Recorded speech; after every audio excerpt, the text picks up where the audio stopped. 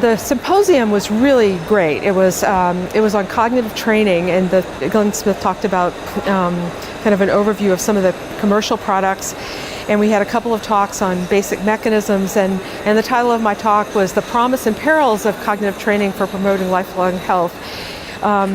And so my job was to throw a little bit of water on the whole, whole symposium.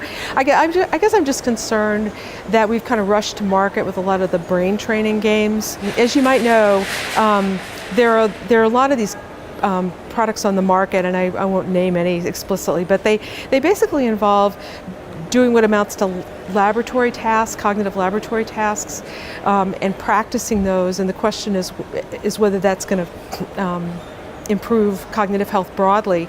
And some of these companies make these claims that it's, if you do these attention tasks and little memory tasks, that it's going to improve your ability to function academically, socially, in the workplace.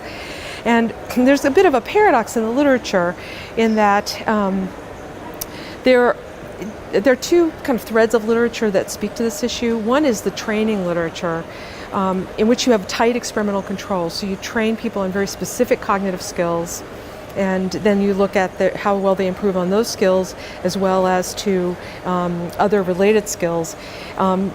What that literature shows very clearly is that we learn to do exactly what we practice.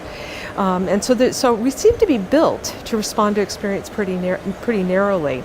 On the other hand, there's a literature on engagement, and there seems to be a pretty replicable correlation between an active lifestyle, social integration, complex work, complex leisure, with cognitive health, and a lot of other positive outcomes like resistance to Alzheimer's disease and delayed mortality.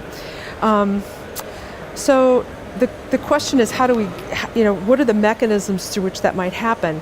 Of course, one possibility is it's not that if you use it, you won't lose it. The possibility is that if you don't lose it, you just have the wherewithal to use it.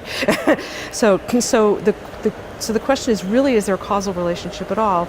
There are a number of ways you can get at this. One way is to look at longitudinal data where you have the controls at pretest, and that literature's been a little bit mixed.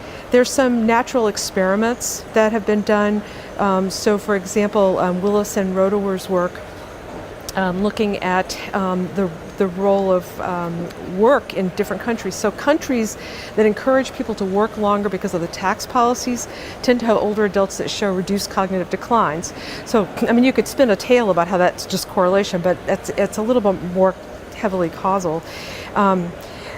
I focused on my talk on some experiments that have been done, so interventions that involve real changes in lifestyle. So for example, in the experience core in Baltimore City schools, older adults were placed into the schools to work with children. And this was kind of a complex job, and these were people that were at risk for cognitive declines, and they benefited quite a bit. Very specifically, though, they benefited very specifically in executive control functioning, which was a great finding.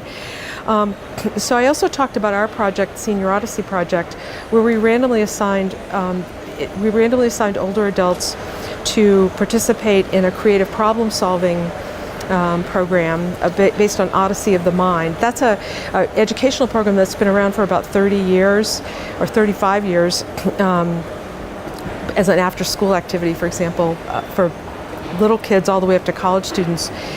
Teams are formed in the fall, and they work together to prepare for a tournament. And so that was one of the groups. We had older adults getting into teams and solving complex problems like building balsa wood bridges that would hold a certain amount of weight, or writing comedies, and all of these would involve some kind of aspect of performance. Arguably, these exercise things like memory, visual spatial skills, reasoning, lots of things. But we specifically found effects in divergent thinking, which is part of creativity, which is in contrast to the control group that just practice reasoning training, and they get better in reasoning. Collectively, if you look at the studies that have examined the effects of engagement, none of them have shown broad-based effects. And so we're still kind of solving that puzzle. So in my talk, I made the analogy to vitamins, is that we're going to face we face the same problem as nutritionists who want to figure out what the perfect nutrients are to put in the vitamin pill, and we don't know exactly what those are yet.